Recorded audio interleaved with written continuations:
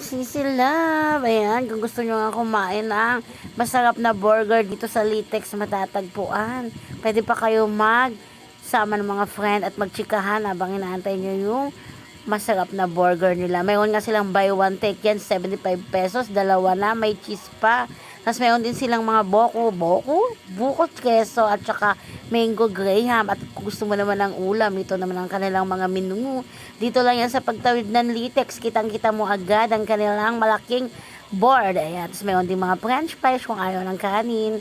Yung mga pa dessert lang, mayroon din yan sila. Tapos mayroon din silang crispy chicken burger, 50 at saka 90. O, di ba, mga special na burger. Dito lang matatagpuan yan sa burger ng Litex. Ayan, kasama ko nga dyan si Ate Net.